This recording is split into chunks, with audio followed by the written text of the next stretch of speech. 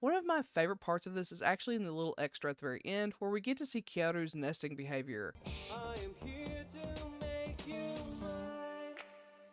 Hi, welcome back to my channel. Today, we'll be discussing Give and Take, Naughty Omega in the Making by SATORU RYUKA. And this review is thanks in part to those of you who took part in my poll. This was the second choice in the poll, Omegaverse Arranged Marriage between Playboy and Virgin. And if you'd like to check out the winner, you can watch it by clicking the annotation or the link in the description. But if you'd like to help decide what gets read next, go ahead and subscribe, get your BL Library card for the BL Library, and be on the lookout for my community posts with the polls. Before we get started, there will be spoilers, so if you don't want to be spoiled on this manga, go and click off now. No worries, I'll catch you next time. For those of you who decide to stick around, let's go over some content warnings. There may be references to arranged marriage, slut-shaming, fraud, sexism, mentions of male pregnancy, and overuse of medication, as these things do appear in the manga. But if that's all good with you, let's go and get started.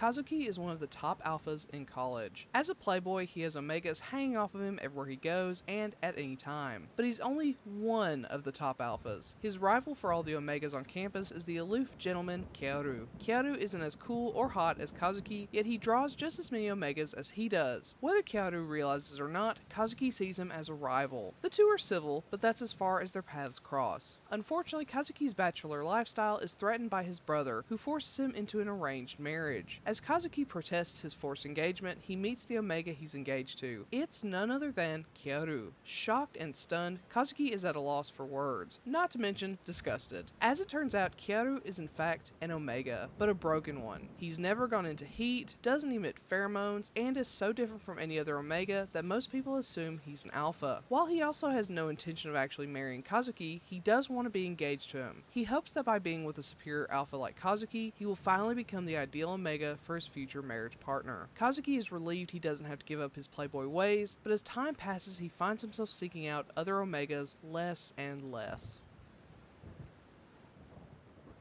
To start with, the art in this is very inconsistent. It has a very antiquated, old-school yaoi feel, which I'm not a fan of. It's not the worst I've seen, but it's certainly not the best. However, it's not all bad. The panels where Kyoru suddenly sparkles and looks cute in Kazuki's eyes are very pretty and also very funny when compared to reality. If you can get through the awkward and inconsistent art, some really fun visual humor can be found, but you will be disappointed if you want a more modern and consistent style. Speaking of the visual humor, this is a pretty funny title. I wouldn't say it's laugh out loud, stitch in my side humor, but it is pretty funny. I'm a sucker for the aloof, airheaded humor mixed with the extrovert reactions. It makes for an overall lighthearted story. One of my favorite parts of this is actually in the little extra at the very end where we get to see Kyoru's nesting behavior. Nesting is an unfortunately rare aspect of Omegaverse manga, so when Kazuki mentioned it, I was as pumped as he was. Then we see Kyoru's version of a nest, a well-built wooden structure with Kazuki's underwear hanging in the doorway. I know I said it isn't laugh out loud humor, but this moment did make me cackle.